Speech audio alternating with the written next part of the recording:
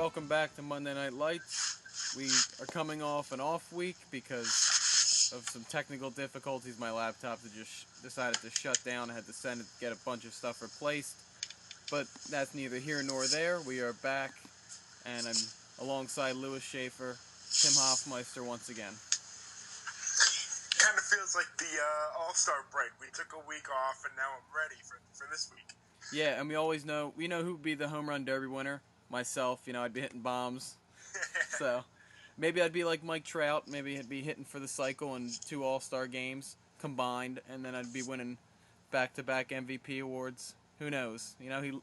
He's only in Millville, New Jersey, so he's pretty close by. Maybe I've been drinking the same water as him, so maybe it's rubbing off. We're going to start off with MLB, since we were just talking about it. The power rankings this week, we had number 1 the Cardinals, 2 the Royals, 3 the Dodgers, 4 the Angels, 5 Yankees, 6 Pirates, 7 Giants, 8 Nationals, 9 Houston, and 10 the Twins. I think I agree with most of them. I think maybe you don't put the Twins in the top 10. But other than that, I think it's been pretty consistent all year. It's been like the same 10 teams. Extend every now and again. We had the Mets in April. There's like that one rotating door, and then they all kind of just stay put in different spots. But I think these are all legit. I think, the Angels are just too hot right now. I would have considered putting them 3 over the Dodgers. Nationals are banged up. As we record this, the Mets beat them tonight, so.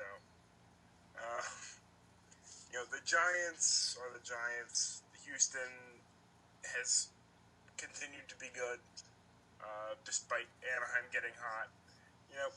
The only one that I think I might differ on is the Twins, and even that's a long, that I'd have to really think about what other team could be top 10. Well, I was thinking maybe the Phillies could slide in at 10. They won 4 in a row before the loss tonight.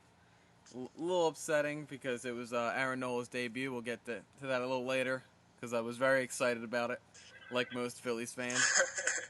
But no, I think the Twins make sense. They've hung around this year. It's 500, a little over, and they got a little hot this past week, so it makes sense when your power rankings go, when you're a good team and you get hot, like you're going to be in the top 10, and they've been a pretty good team this entire year. Surprisingly so, I didn't think they'd be able to hang around for this long. Yeah, I agree with you. And I didn't think that, they started off hot, okay. Every team has a stretch eventually. We just got past the All-Star break, and they're still in it. Yeah. So. Speaking of the All-Star break, where the All-Stars don't actually get a break, they actually play more, the Home Run Derby saw Todd Frazier getting the win with a shortened, timed Home Run Derby. It was a little different than in previous years. And how do you feel about it, Lewis? I liked it, honestly. Previous derbies, it was slow because you had batters waiting for a pitch to hit because if they whiff on it, or if they, not their whiff, they're hitting batting practice, but if they don't hit a home run, it's an out, and you only get 10 outs. Now, from what I watched, I missed the beginning of it, but there weren't a lot of balls that were just being taken. They were swinging at him. What do you have to lose? And I look at Pujols when he was facing Peterson in the semifinal. He was hitting those grounders, but he didn't care because it was time. He could hit as many grounders as he wanted. As long as he put up enough home runs to advance, which he didn't. But I liked it. I liked the fact that they could just swing away. That's what people came to see. You swinging the bat. Not taking pitches, waiting for one you can blast. Yeah, I agree with you there, and I also think the time added kind of a little of excitement. We saw a buzzer-beating home run. It just was like you're watching the batter, knowing he's gonna swing at every pitch. You're also watching the clock. It was more engaging, I think, for the fan and even the other players. I mean, everyone was watching the clock, and it was a lot more excitement going around it because you didn't know like how many they could hit. I mean, you knew with 10 outs you weren't going to hit as many, but I mean, it was really interesting to see how they would react to the time, and I think it was a surprise to many how many home runs they were able to hit in that time span. Yeah, that's the big thing is that you know, and I think again that plays off of these guys have power. They're not in the home run derby for no reason, and now you're taking the restraint off of them. You know, if they want to win, they don't have to wait for a good pitch to hit. They can just swing and try to get it out of the park. You know, and I think that's what led to them more home runs and it being more exciting. And I think I saw a stat that said there were like 100 more home runs hit in the home run derby than the Phillies have hit all year. Oh yeah, I saw that, and it's all right. It's rebuilding year. We're gonna go to the All-Star game now, and the winner of the All-Star game was the American League.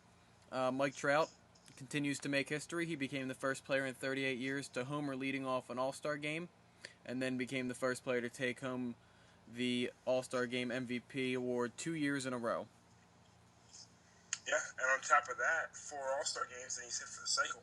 Yeah, it's really something. He's just so fun to watch, and he's just a great player. Yeah, he's something else. We were talking about him at work, and we said, he's such a good guy too because he wasn't picked number 1. He wasn't this hyped up prospect like Harper was, but he'll forever be compared to Harper, and he's better than him. Yeah, even though Bryce Harper I saw today is on pace for 48 home runs, so I think that's actually pretty interesting. And Adam Jones of the Baltimore Orioles told CBS Sports that Mike Trout is the white Bo Jackson.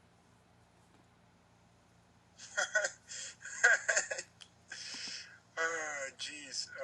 I mean, he is a freak athlete, and I'm pretty sure his neck alone could bench more than I could. Yeah, he is. He's a 5-tool athlete, very good athlete. I mean, he can do it all. I don't know if he'd be able to go on the football field and do what Bo Jackson did, but I guess that's why they're calling him the white Bo Jackson. Not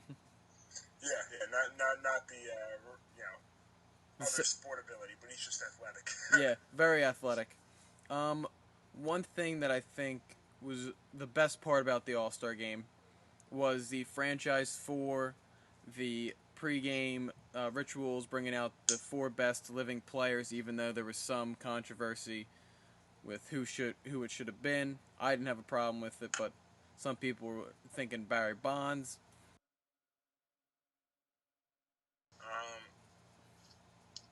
Bench probably is the best catcher of all time, and he changed the whole position. So I put him there. Aaron is the safe pick if you're talking about hitting numbers because, 1, he's alive, which qualifies, and 2, he wasn't on steroids. You knew he wouldn't get booed. Bonds would potentially get booed. Koufax, I'm okay with. I mean, he was, a dominant pitcher. Part of me, my Mets bias wanted to see Seaver get in, but it didn't work out. Then the only one that I really had an issue with was Mays, because he has the home runs. Don't get me wrong, but he doesn't. If you think of him like a Mount Rushmore of baseball, no one really puts him on it. He's a tough one. Now, see, I agree with all 4 of them. I think Willie Mays, Hank Aaron, no-brainers. I pick Koufax over Seaver because Seaver's a Met. Even though that's not really that great of an explanation, that's what I have. But people were giving a lot of crap to Johnny Bench being there, and Barry Bonds should have been there, and they were putting up the hitting numbers, and Bonds has 500 more home runs than Bench. But when you look at Johnny Bench, he was the leader on those great Red teams. He, like you said, probably one of the best catchers of all time. I think Yogi has a argument, but I still think it's Bench. He was such a great defensive player. I just think overall, I think he's just a better player than Bonds. I mean, if you put Johnny Bench in his prime at catcher, you know that you're going to get some great pitch framing. You're going to be able to throw a couple guys out at second. It's just going to be some great fielding. If you put Bonds in at left field in the prime of his career, you're thinking, oh man, is he going to get this ball? Yeah. I mean, that's the thing. if you put Bonds in the outfield in the beginning of his career before the steroids, when he was just a fast guy and he was all about just singles and a leadoff hitter, I think no brainer. But Bonds in the prime of his career, when he was a home run hitter, he was just not a fielder, and I just think that's what gives Bench the edge. I agree. So we're going to go to look at the Mets and the Phillies franchise for right now. And we're going to start off with the Mets. And do you want to talk about them, Lewis, since they're your team? Yeah, sure. So for the Mets franchise four, they gave them Mike Piazza, Tom Seaver, David Wright, and Keith Hernandez. Which all four of these I was okay with completely. And these are actually the four I voted for when they did the voting for it, because I originally thought it was just going to be like you could only represent one team. So, and obviously that was proven wrong when Nolan Ryan was on like 3 teams. He was on 3, yes. Yeah. But I voted for Hernandez because I was like, I don't figured he's in the Hall of Fame as an Expo. Let him be on the Nationals one. If they're only on one. So I voted for Hernandez. I think he was kind of in a tough spot because you look at, the other options. I mean, Doc Gooden and Darryl Strawberry became Yankees. That's a no-no if you're, for trying to get Mets fans to vote for you. Franco was a closer. Mariano didn't even make it for the Yankees. So, Franco shouldn't have made it for the Mets. And then, again, Carter should, in my mind, should have been on the Nationals one, which he ended up, like I said, doing. But again, I was working under the assumption that Hernandez, you could only get on one. And I was like, well, he's not making it, Hernandez was. He's not making it for the Cardinals. No way in hell he makes it for the Cardinals. They'll have Pujols come out in an Angels uniform before they have Hernandez come out for the Cardinals. So these are the four I voted for, and I think Hernandez deserves it. He had, not statistically, but as a player all around, his best years as a Met in the 80s, after the trade with St. Louis. So I agree with all four of these. I mean, you have the three faces of the franchise in their respective eras, and then you have the captain of just an all-around squad in the 80s. So I agree with all of them. Yeah, I was looking at them. I don't really agree with David Wright, but I'm also a guy that I really like the older players. Like, I don't like that Mike Trout made the Angels one, even though he probably should have been there. Like, I just like the older players and the fact that, like, you don't really know what that player is until you look back on his career. While, like, it's different when you're living with, like, following his career now as he's playing rather than looking back on the career. So I was surprised Strawberry didn't make it instead of Wright. I thought Strawberry definitely would have been there, but like you said, the whole Yankees thing. Looking at the Phillies, we had Richie Ashburn, Mike Schmidt, Robin Roberts, and Steve Carlton, and they are just absolutely no-brainers. Some people were saying Jimmy Rollins, but if you put Jimmy Rollins there, who do you replace? I don't think he's better than anyone on the list. Yeah, he has more franchise hits than Mike Schmidt, but that don't mean anything. I mean, he just played longer than Schmidt with the Phillies, had more opportunities. He was a leadoff hitter. So, looking at it, I agree with them totally. I mean, Jim Bunning was probably the next guy that had the best case, but I just think the four they have right there, the four I voted for, are the right ones.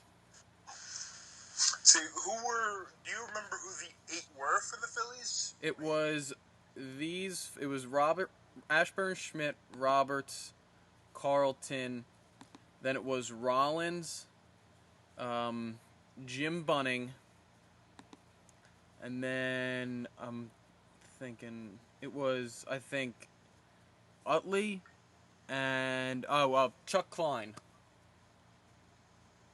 See, Utley's the one I'm surprised by. I would think they would get. I mean, because that's the thing. You can make the case Wright hasn't won anything, but Wright also has broken records already with the Mets. Because he's played long. I'm gonna use that again.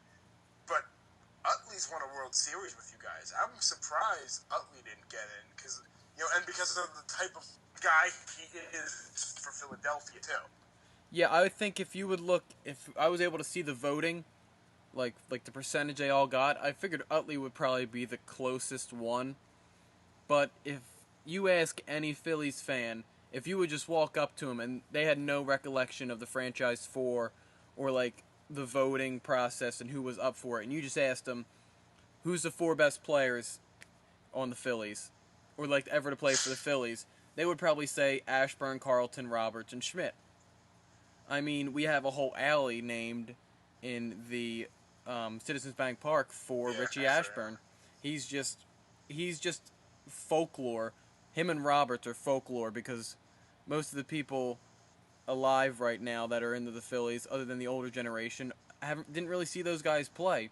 And then you have our fathers, our uncles, and all know Steve Carlton and Mike Schmidt from watching them. So you hear the stories of Steve Carlton, Mike Schmidt, and then from the older our grandfathers, and all we hear about Ashburn and Roberts, and then the Ashburn Alley, and it's just kind of just like you never really watch the guys, so you never hear about their bad moments or like Chase Utley wasn't the greatest fielder when he came up and he's not hitting well now. Like you don't hear about that with Steve Carlton. You just hear about his great years and how great he did. Same thing with Mike Schmidt. Like if I told you Mike Schmidt hit like 217 this first year, you would probably tell me I'm wrong. But that's what it was, but you never hear about that because of how great of a player he was. And I'm sure when we're 40 and have kids, we'll be saying the same thing about Utley, Jimmy Rollins, because they gave us a championship. But right now, we can see what their flaws instead of looking back, and you don't really see their flaws. If that makes any sense. Sure. yeah. Hindsight's 20/20. Yeah. So the franchise 4 got me thinking about other sports teams' franchise 4.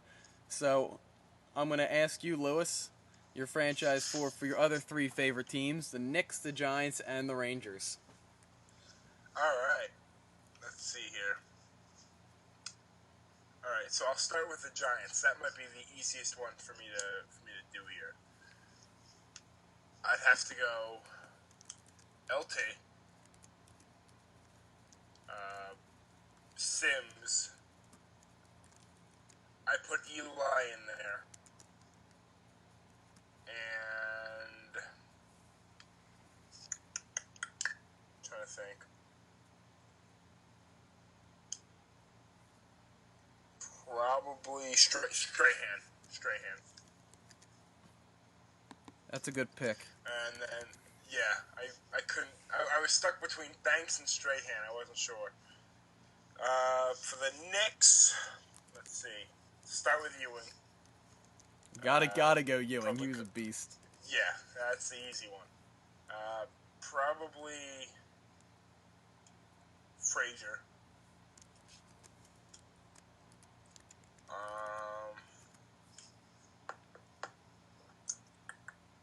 I think it's tough with the Knicks because they have 2 championships back to back in the 70s.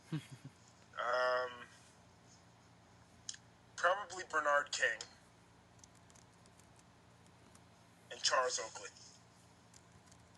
I was hoping you'd either put Carmelo or Stephon Marbury on there. That was what I was hoping for. Only if you put Evan Turner on your Sixers one. Well, we'll see. I'm not there yet. And then, let's see, for the Rangers, okay. Let's see, for the Rangers. Messier, Richter, Graves, and Hank. Those are very solid picks. I thought about bringing Gretzky. I was like, could he be like the Nolan Ryan and just be on like 5 different teams, franchise 4? I'm not gonna put him. He was. I don't understand how he was on the Angels one. I was looking at that and I was just like, man, like they just really needed another guy. Yeah. All right, so I'm gonna start off with the Eagles. So I went with Reverend Reggie White, Okay. Chuck Bednarik, Brian Westbrook. Ready for my last one? Donovan McNabb. Oh, jeez.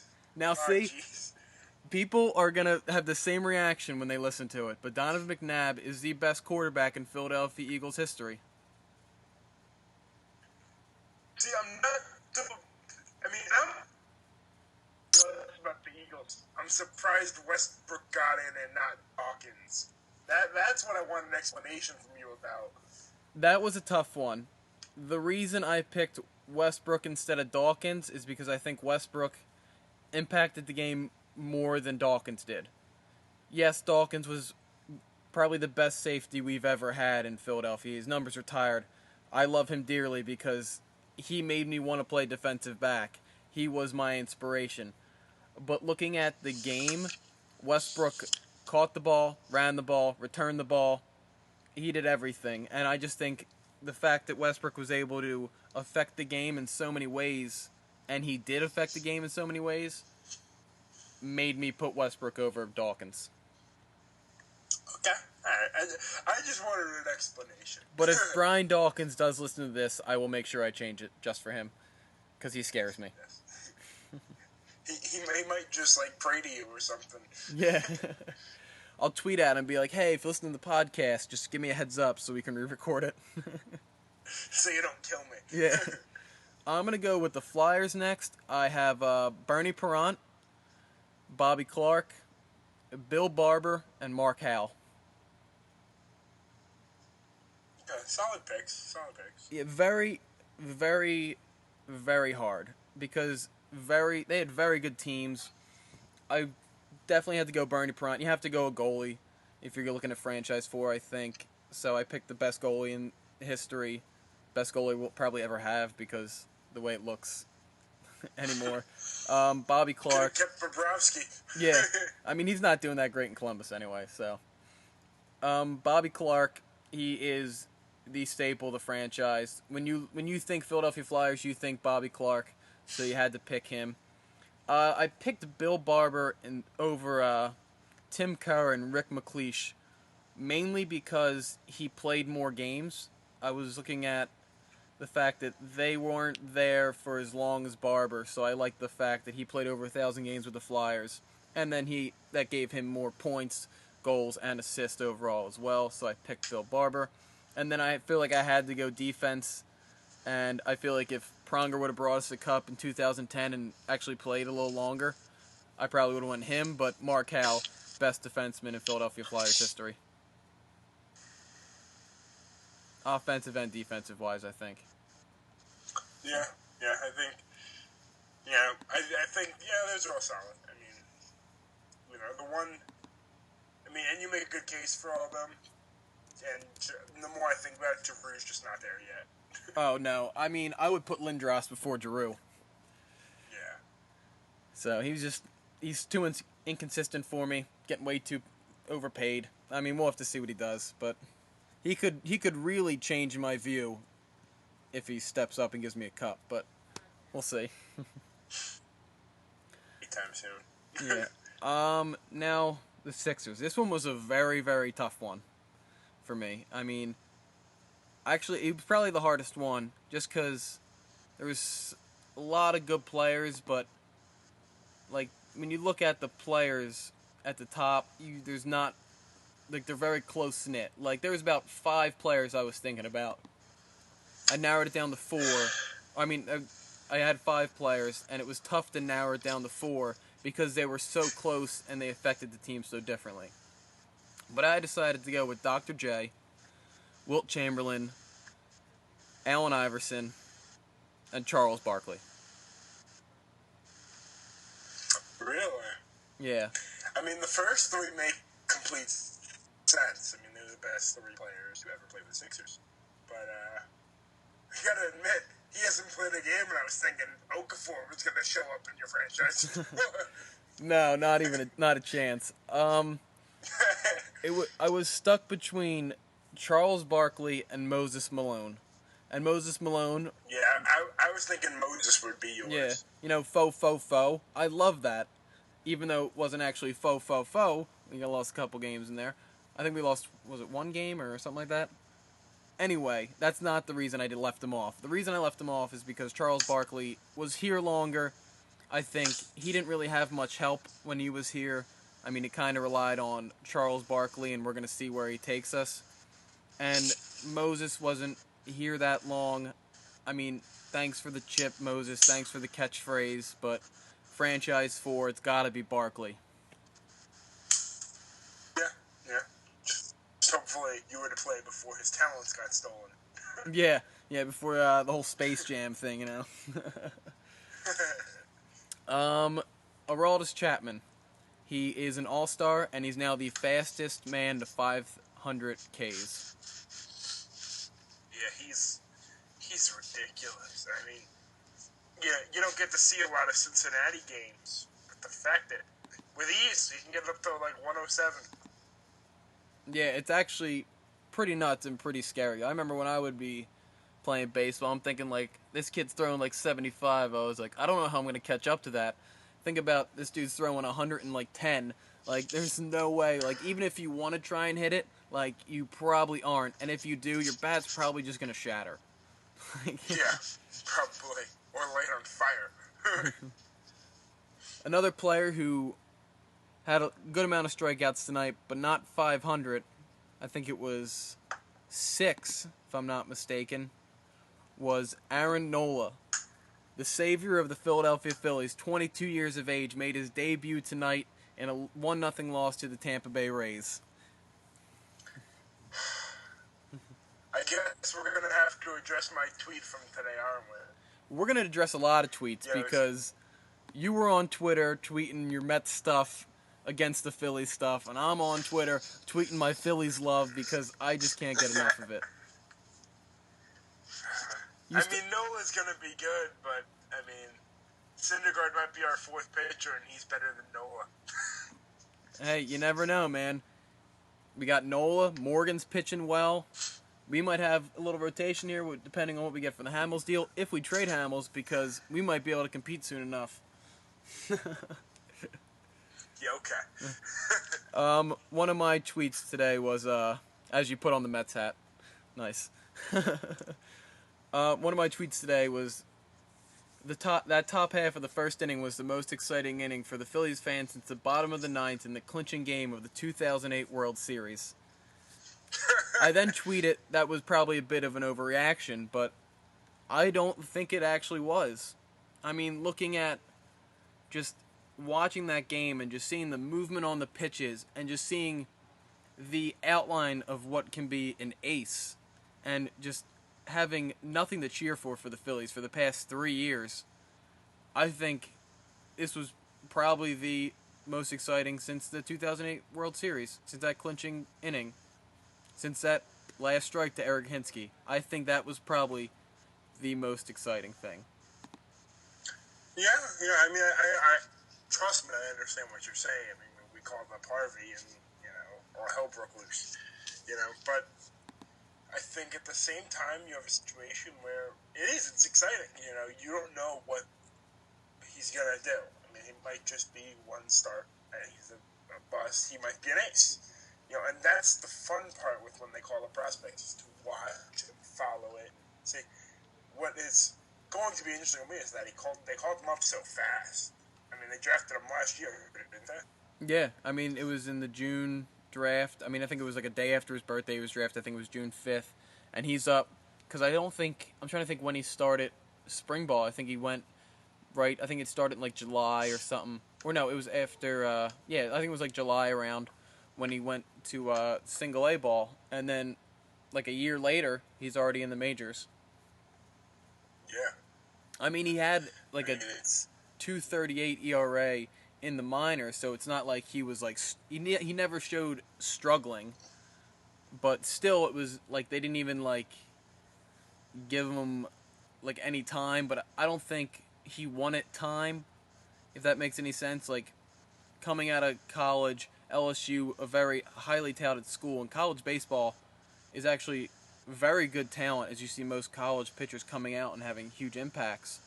So I don't think he wanted to wait around. I think he just wanted to get up, play, and I think the Phillies weren't really sure about doing it this year, but I think Andy McPhail definitely wanted it, and I think it was the right move.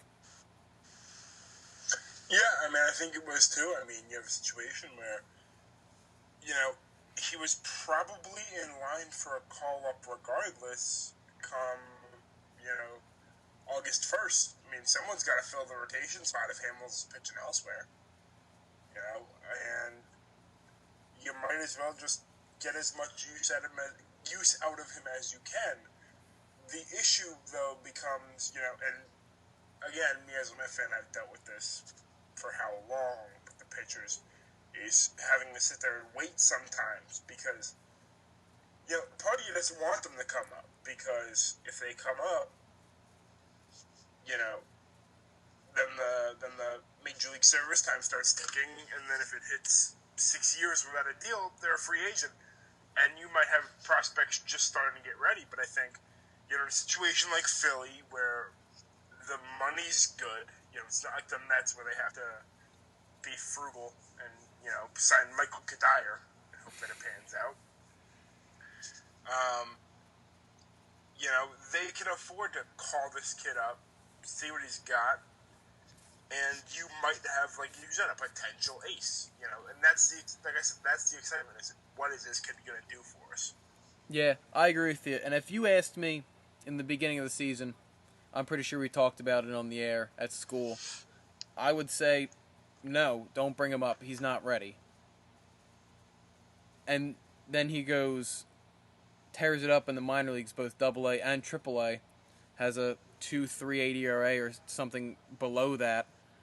And then I was thinking, all right, maybe he can come up September call-ups, because that doesn't affect service time or anything. But then they call him up right now. Great outing. Very exciting game to watch.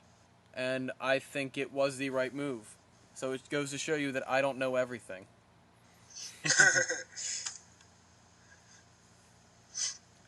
All right, we're going to switch to some NBA right now. And we're going to talk some Summer League. As there was 3 Summer Leagues, the Orlando, the Utah, and the Las Vegas. And I want to ask you, Lewis, who was a surprise player you saw in Summer League? Surprise player. Surprisingly this year I followed the Summer League quite a bit because of Porzingis and Grant. But if I had to pick one player as a surprise, just for the amount that he developed and showed how much he developed, kind of being stuck in a shadow, and he just signed a 2-year deal with the Kings. Seth Curry. Seth Curry was on fire in the Summer League. Yeah, he looked like his brother. Yeah, he played really, really well. I think we always knew he had a shot. I mean, your dad was a shooter, your brother's a shooter. You saw that at Duke, but he just grew as a whole entire player this Summer League, and I think that was really the main thing teams were looking for, because there was always interest in him. Yeah. My surprise player, I tweeted about him a couple times. He is now a Sixer because of the deal that he signed. 4-year partially guaranteed deal. Scotty Wilbekin from Florida. I was a big fan of his at Florida. I thought he was going to be a very good player coming out. Not a very good player, but a good player. Could develop into a very good player. And then he went undrafted, eventually played in the Australian League, played really well there. And then watching the Orlando Summer League, I kind of forgot about him. Like, I knew he was still around, but then all of a sudden he's going off for Orlando. And then I'm thinking, oh man, this kid's good. The Sixers should give him a look. And then lo and behold, Las Vegas Summer League comes around. He's on their roster. I got really excited, and he just did not disappoint in the games. I mean, when you look at all the players the Sixers had in both the Utah and the Las Vegas Summer League, they were not very consistent. I mean, other than Okafor, because he knows how to play basketball really well. That's why he was the number 3 overall pick. I mean, nothing was really consistent like Pierre Jackson. He wasn't really consistent. McConnell turned the ball over a lot, not that consistent. I mean, Furkan Aldemir, he got his rebounds, but he didn't play in the Las Vegas Summer League. But Scotty Wilbekin, he was just getting 15 to 20 points a night, and I think he ended up shooting like 45% from a three-point range. I mean, even though it's a summer league, threes are threes, no matter where you're shooting them, summer league or the NBA. Yeah. I mean, I kind of figured you'd pick a Sixer because of the amount of players they had. I was thinking you were going to take Pierre Jackson, though. He looked good. Yeah, he looked good as a shooter. I liked Wilbekin's game as a whole, to be honest. Okay. I think, makes sense. And he was much more consistent. I mean, Pierre Jackson, at times, he throws up that, I'm trying to make like a huge shot just because my team's like not doing so hot. But I definitely think, as a whole, I gotta go Wilbekin, and because big fan of Wilbekin. Now, if you ask my dad this question, he loves Pierre Jackson. He's been on the Pierre Jackson bandwagon. He didn't think we should have traded him to the Pelicans for Noel, but he's just a huge fan of that. But I mean, I think Wilbekin as a whole, I think he'll be a better player in the NBA too.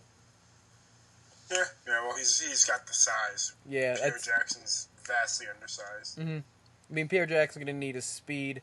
I think just Wilbekin's just got to play his game and he'll be fine. Yeah. All right, now we're going to talk about a trade that was made. A good old Ty Lawson trade after his second DUI arrest. He was traded to the Houston Rockets for a package of players that included Joey Dorsey, Nick Johnson, a 2016 first-round pick, Kostas. I'm not even going to try and pronounce his last name. Papa Niccolo? Yeah. And Pablo Prigioni. Okay. They really, Nick Johnson's got potential, and obviously the draft pick, but they really didn't give that much for him, to be honest.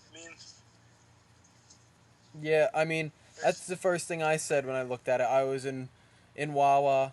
My friend looks over to me, has Hoops Rumors open, and says, Lawson just got traded. We open up the deal, and I'm reading it, and I'm like, that's it? I'm thinking that they didn't release the whole story yet or something, and there was another, a couple picks coming or something else, but I guess because of the second DUI and the fact that Lawson has not been, when George Karl was in Denver, and they were running that fast-paced offense, Lawson was having career years, and he was showing that he could be probably the best point guard in the league, but ever since then he's been on the decline, and I think that's what brought down his draft stock or his trade stock. Yeah, and I think the other factor with that is that they have Moutier now. It kind of sticks them in a situation where we know you can only start one, so we're not going to pay a premium for a guy that, holds no value to you because you have your future guard. Yeah. Have your future point guard. I agree with you. From a Rocket standpoint, though, I love this deal. Yeah, so do I. Lawson's close with Harden, Brewer, and Howard. I was really surprised that the Kings didn't really do anything there. I mean, Lawson's best years are with George Karl, and you have George Karl, and they gave up nothing for him. So I'm sitting there thinking, scratching my head. I'm like, all right, like, I don't know what you're trying to do here. Like, Lawson. Well, they got Rondo though. I understand they got Rondo, but even before that, I mean, I thought Lawson of the Kings, right when they drafted Moody of the Nuggets, I thought Lawson of the Kings makes the most sense. Lawson thought he was going to the Kings, and even when you get Rondo, yes, I think you still get Lawson, because I mean, what do you got to lose? Rondo's just trying to get back his draft or his player stock to get a bigger deal, which I don't think is going to happen. But I mean, he's not going to stay there. If you trade for Lawson, you got him for at least 3 years, 2 or 3 years, I think it is, and you have a potential of him getting his best years, and you give up nothing. So that's what. Looking at that, I think the Kings really missed out. But like you said, I think the Rockets got a great deal. Oh yeah, I mean you team up him, Harden, Ariza. Well, they lost Smith. They have who do they play at the 4 now? Whoever, and then Dwight. I mean that's a formidable team. Yeah, I believe you're thinking of Terrence Jones, right? Yes, yeah. yes. I mean, and then they have Beverly off the bench now, who belonged on the bench. To be honest, I mean, they give up Papa Nicolau. He gave them quality minutes off the bench, but he's not going to make a difference. Prigioni, Beverly takes his spot on the bench. Nick Johnson was an up-and-coming player, but he was also taken late in the first round, so you have to wonder how much potential there is there. And the Rockets are going to be good with Ty Lawson, so that pick is practically worthless. Yeah, and I think you got to look at Lawson when he first came into the league. I mean, they can run with that team. I mean, Terrence Jones, he's a very athletic smaller 4, which allows him to run the floor very well. And Dwight Howard can run the floor pretty well. I mean, he's not a big man, if you know what I mean. He's not very wide. He's very tall, but not very wide. And I think you got to get Lawson back to when he originally came into the league. He didn't have much of a shot. It was all about just the best shot available. That's what he was about. If it was him driving the lane for a layup, if it was him driving, kicking it out, he was a creator, and I think that's what he has to get back to. I think after his first couple of years in Denver, he started to improve his shot and then started shooting a little too much. I think he's got to go back to being a creator. Yeah, I agree with you. I think part of that, though, came with Melo going to New York. I mean, Lawson was stuck as the only guy on that team. I mean, except for Gallinari, I mean, he was the only guy on that team that could have consistent offense. And, I think so that kind of put it on. He might have put it on himself. So that makes me hold out hope that he's playing with the guy that finished second in MVP voting. So hopefully he holds back on the shots a bit. Yeah, we'll see what happens. What's been happening on Instagram is a little battle between Shaq and Scottie Pippen. Yes, you heard that right. Shaq and Scottie Pippen. They've been arguing about the Bulls' all-time team versus the Lakers' all-time team. Now, Shaq, he put up a picture of what he believes that the all-time teams for each team would be. And for the Lakers, he has Magic Johnson, Kobe Bryant, Elgin Baylor, himself, and Kareem Abdul-Jabbar. And then for the Bulls, it's Derrick Rose, Michael Jordan, Scottie Pippen, Dennis Rodman, Horace Grant. Now, Pippen, we went back and forth with Shaq about just him as a player, him being the second fiddle and whatever. And then Shaq was also saying the same thing. But I want to ask you, Lewis, who would win? The Lakers all-time team or the Bulls all-time team? It's tough. I would probably have to say, and I hate them, probably the Lakers. Yeah, I mean, looking at it, I do love me some Michael Jordan, but I would also have to say the Lakers. I mean, I think you give Jordan the nod over Kobe. Obviously, Magic gets the nod over Rose. I think Baylor gets the nod over Pippen. And then down low, the Bulls got no shot. I mean, Yeah, no. Rodman he'll be able to pull on some boards. He's a great hustle guy, but he's not going to be able to shut down Shaq. His offense isn't nearly as good as Kareem's and Shaq's and Horace Grant. I mean, they were both great complementary players on Jordan's teams, but when you're facing Kareem and Shaq, I don't feel like you got a shot. Yeah. No. I actually think my all-time team would beat them, both of them, but that's just me. Some of my all-time team. Yeah, but then I could beat both of them too because I beat you. All right, you know what? We got to do like a best of 7 series because anything can happen in one game. All right. Most of them, I think, 3 of my team members are on the Lakers anyway, so I agree with Shaq because it's basically my team. I have Shaq. Yeah. All right, well, that will wrap us up for tonight. I think it was a very good show. If you guys want to tell us who your franchise for, of your favorite teams, who do you think they should be, please send it in. We'll read them on the air. We'll critique them because that's what we're here to do. If you just want to be a part of Monday Night Lights, send in questions. We're gonna try and tweet out like a trivia question, or like something to get your reactions on, and we can read them out on the air. I think that would be real fun for you guys and for us. Just keep listening, keep giving us the views, subscribe. You can read my articles. They are now going to be featured on rantsports.com. I was recently hired by them, so if you guys could... Congratulations. Yeah, thanks. I didn't want to brag, but I had to put it in there somewhere. If you guys want to just... if you like the show, you want to, read some of my articles, I'm covering the Philadelphia Phillies because there's a bunch of stuff to cover because they suck. Yeah, I was gonna say they're starting you off slow. There's not much to cover. Hey, yeah, I mean, there's a bunch of trade stuff. I guess I'll look at some of the minor league guys, see if I can profile them. But I'm gonna see if I can try and if I write an article based on something we talk about in the podcast, I can actually put parts of the podcast into the article. So that would be really great for exposure, and then.